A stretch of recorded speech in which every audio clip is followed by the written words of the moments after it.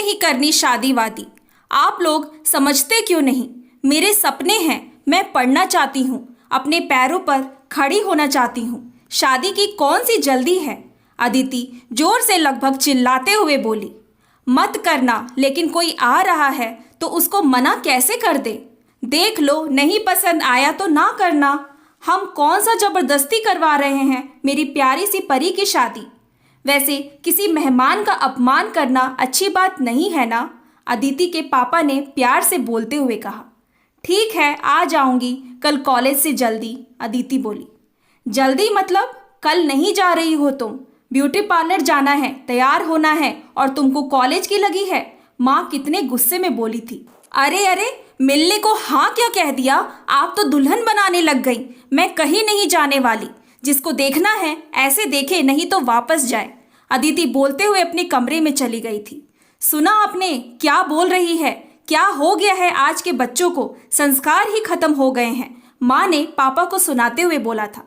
अरे कोई नहीं, वैसे भी हमारी गुड़िया किसी परी से कम नहीं। क्या करेगी पार्लर जाकर?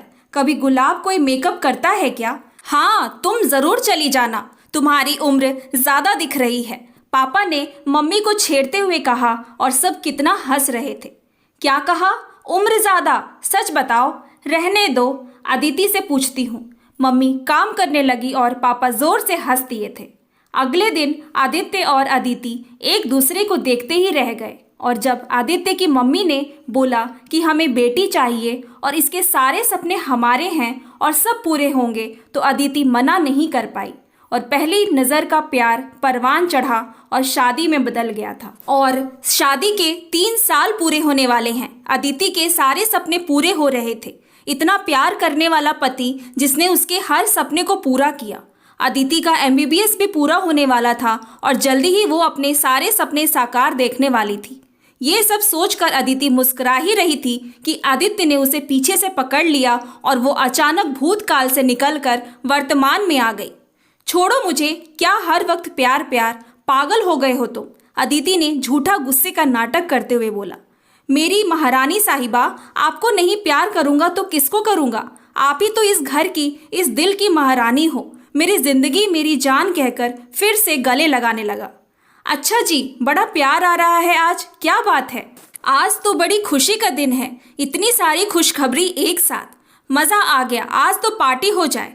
तैयार हो जाओ, आज हम 4 दिन के लिए हनीमून पर जा रहे हैं, आदित्य ने उछलते हुए बोला। हनीमून? सच में पागल हो गए हो मिस्टर? हमारी शादी को 3 साल होने वाले हैं और अब फिर हनीमून? ना रे ना, अदिति ने हंसते हुए कहा। अरे बाबा, इतनी सारी खुशखबरी लाया हूँ तो ये तो बनता है, आदित्य ने कहा। हम भी तो सुने, ऐसा क्या हो गया कि फिर से हनीमून जाएंगे साहब? अदिति ने पूछा। 4 खुशखबरी एक साथ लाया हूँ, आदित्य बोला। 4? सुनाओ सुनाओ, क्या है? अदिति भी बच्चों की तरह करने लगी। 3 सालों में इन दोनों का प्यार जरा भी कम नहीं हुआ था, बल्कि नित्य प्रतिदिन अमर बेल की तरह बढ़ रहा था। पहले वादा करो हर खुशखबरी के बदले 1 दिन का हनीमून। ओके बाबा, लेकिन पहले बताओ तब फैसला होगा। अच्छा जी महारानी साहिबा, तो सुनिए।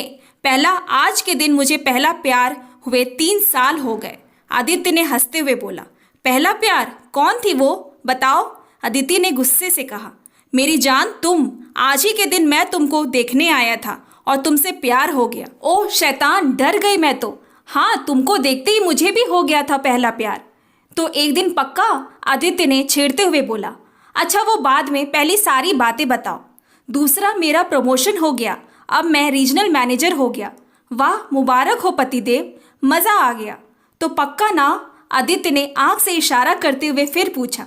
अरे सारी बात बताओ तब सोचेंगे, अदिति ने शर्माते हुए बोला। ओके महारानी जी। तीसरी खुशखबरी, तुम्हारा MBBS का रिजल्ट आ गया, टॉप। सच? सच? अदिति आदित्य के गले लग गई। सच बोल रहे हो ना? बोलो। हाँ सच में मेरी रानी, और चौथी सुनते ही तुम सामान पैक कर लोगी, आदित्य ने उसे अपनी बाहों में जोर से दबाते हुए बोला। अब और क्या ऐसा? तुम्हारा अगले हफ्ते इंटरव्यू है, आदित्य ने जैसे कहा। अदिति खुशी से नाच उठी। हाँ जरूर चलेंगे, जो तुम कहोगे वो ही होगा। लव यू कहते हुए वो और जोर से गले लग गई। आंखों में खुशी से आंसू आ गए। थैंक यू मेरे प्यारे पतिदेव। तुम रो रही हो? आदित्य ने पूछा। नहीं यार, खुशी के आंसू है। मैं मम्मी पापा सबको बता कर आती हूँ। तुम खाना ऑर्डर कर दो, आज पार्टी होगी। और हाँ, सामान भी पैक करना है। मैं आई अभी। अदिति किसी चिड़िया की तरह चहक उठी। आदित्य उसे प्यार से देखते ही जा रहा था। शायद वो आज पहली बार इतना खुश देख रहा था अदिति को। लेकिन मैं बहुत दुखी भी हूँ, आदित्य बोला। क्यों, क्या हुआ? अदिति भागते हुए आदित्य के पास आ गई। अब मैं रीजनल मैनेजर हूँ, तो महीने में काफी दिन बाहर रहना होगा। तुम्हारे बिना मैं नहीं रह पाऊंगा मेरी जान। मैं मना कर देता हूँ नई पोस्ट के लिए, आदित्य उदास होता हुआ बोला। पागल हो, क्या हुआ? हम कौन सा दूर हैं? हम दोनों एक ही हैं। तुम मना मत करना। हमारा अच्छा भविष्य सामने हाथ फैलाकर खड़ा है और तुम उसको ठुकराना चाहते हो। ऐसा ना करना। मेरा प्यार तुम्हारी ताकत होना चाहिए, जैसा तुम्हारा प्यार मेरे लिए है, कमजोरी नहीं, अदिति ने समझाते हुए बोला। लेकिन जान, तुम्हारे बिना महीने में 10-15 दिन नहीं हो पाएगा, आदित्य ने कहा। होगा, और जरूर होगा, समझे? और चलना है या नहीं, या हनीमून का इरादा बदल दो, अदिति ने चिढ़ाते हुए कहा। अरे नहीं नहीं, चलो जल्दी करो पैकिंग, मैं खाना मंगवा लेता हूँ। लव यू जान। लव यू टू मेरे प्यारे से पति देव। समय बीतता गया। अदिति को अच्छी नौकरी मिल गई। दोनों इतने खुश कि 5 साल बाद भी उनका प्यार अमरलता की बेल की तरह बढ़ता जा रहा था। अदिति अपने मम्मी पापा की भले ही लाडली थी, लेकिन इतने अच्छे संस्कारों में पली थी कि हर क्षेत्र में उसको सफलता मिलती जा रही थी। आदित्य भी बिजी रहने लगा और 15 दिन कब 20 दिन कब 40 दिन हो गए, पता ही नहीं चला।